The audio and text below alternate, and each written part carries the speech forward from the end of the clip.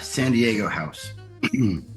I know I wrote about this already, but I do want to go over it again. There are three uh, non human influences that really affected me in these early years in San Diego. One is the house, one's the paper route, and one's the canyon. Um, the house, 4902 33rd Street, San Diego, California, 92116. Phone number 619-273-8160. Ingrained in my head forever, back when we had to memorize things. That location, it's on the corner of 33rd Street and Copley. There was this craftsman style house. My parents, when I was very young, took cedar shingles and randomly placed them all over the walls. They were intentionally placing these shingles in a very random fashion. And I remember being a young kid handing them the shingles and watching the intentionality of which of making something random. And that struck me. The house was completely overgrown with large bushes, philodendrons with giant elephant-like ears draping all over the front yard, bamboo growing crazily all along the side of the house, a bamboo forest wrapping around, and in the backyard, these two massive trees looming over the house, over the sidewalk, into the street, just giant, biggest trees in the neighborhood. And so this one house, it was 900 square feet. It was a two-bedroom home, but completely overwhelmed with foliage. And my mom hand laid thousands of bricks in the backyard, with these winding patterns that sometimes weaves into a pattern of like a sunshine, and then into a little passageway. And it was very intricately placed backyard. It was something out of a fairy tale. It really was, with the amount of effort put into it, coupled with its seemingly woven into the organics of it. It was my very first real playground. There were five kids at first in the San Diego house before we had the other three kids up north.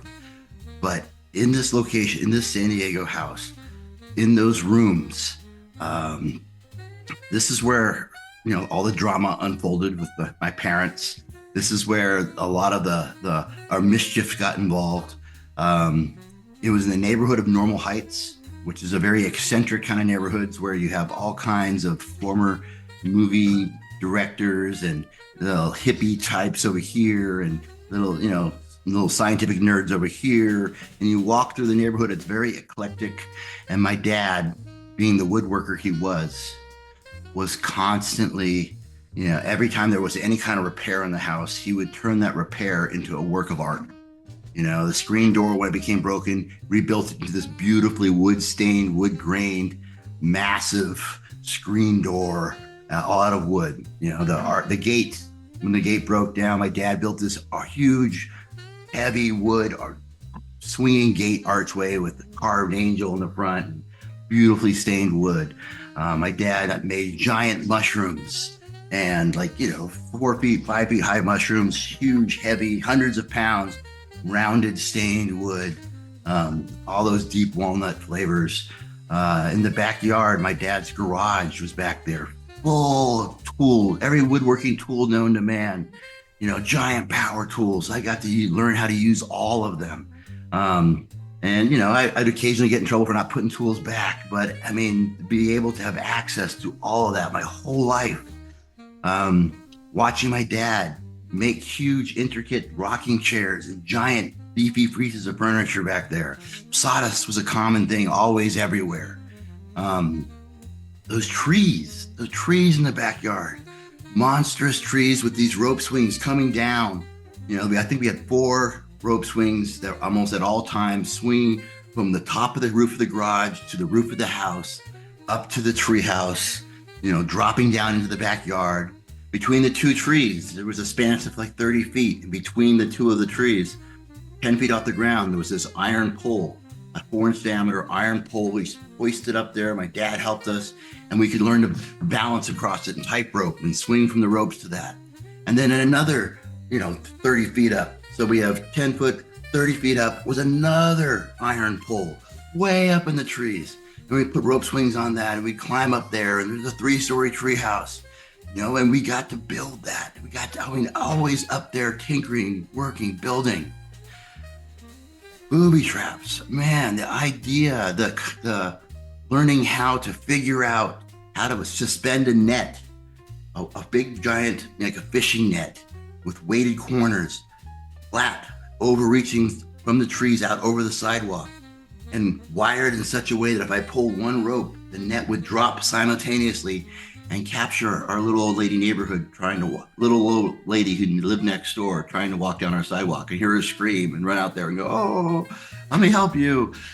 I mean, that was common, making a zip line from the top of our tree across the street, connecting to a telephone pole on the other side of the street, and being up in the tree. I was trying to do this the first time and take off. I mean, there was just so much adventure in that little tiny lot of land.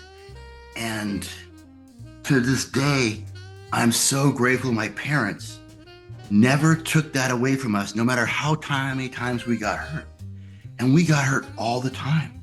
Concussions were frequent. The ambulance knew where our house was. The paramedics knew us.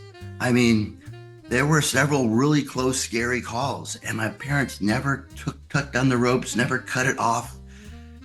Granted, most of our injuries went unreported. We learned the backyard medicine is, put some duct tape on it and it'll stop bleeding eventually. There was lots of injuries that went unreported, and we learned quickly that if you don't, report it, you're not going to get in trouble, so that everything went unreported. So there's just, it was, I had all the normal like G.I. Joes, and just playing in the dirt. I remember one time I pulled up the paneling on the side of the house, and I saw the little crawl space under the house. And man, that was a whole summer of exploration, crawling around under the house in that little passageway. Lots of digging, lots of just, exploring that universe. And the confidence the kids, my brothers and sisters, gained from those rope swings, the grip strength, the upper body strength, the risk assessment, the judging distances, learning timing, all these things that I can see in all my brothers and sisters that we carried on through life came from those formative years of just having access to that reckless recreation. It was an amazing space in which we operated.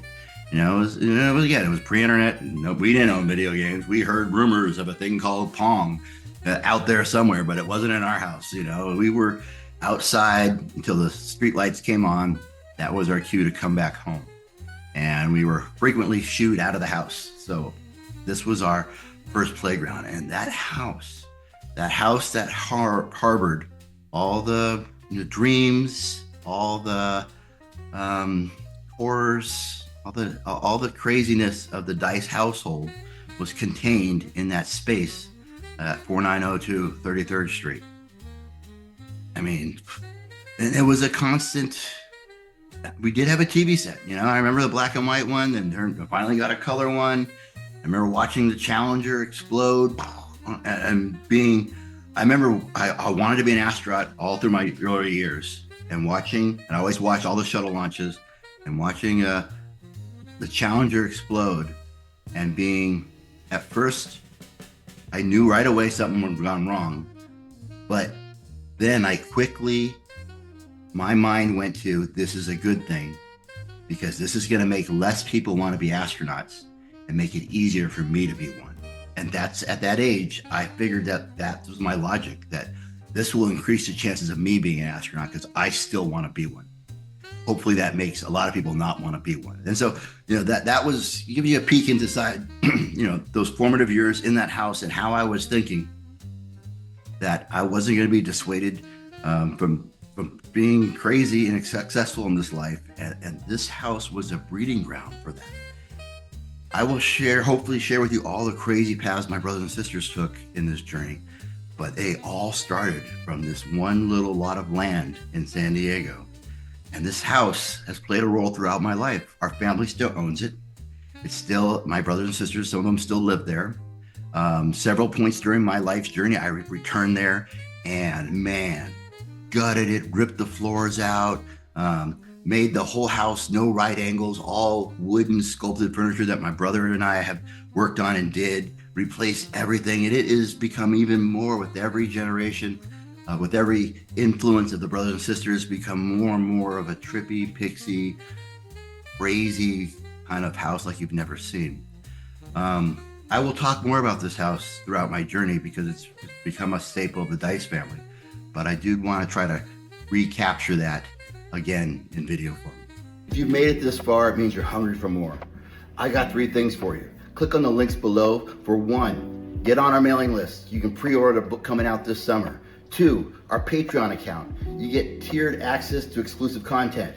And 3, visit our social media sites. There's a lot out there I want you to see. Do it. Do it now.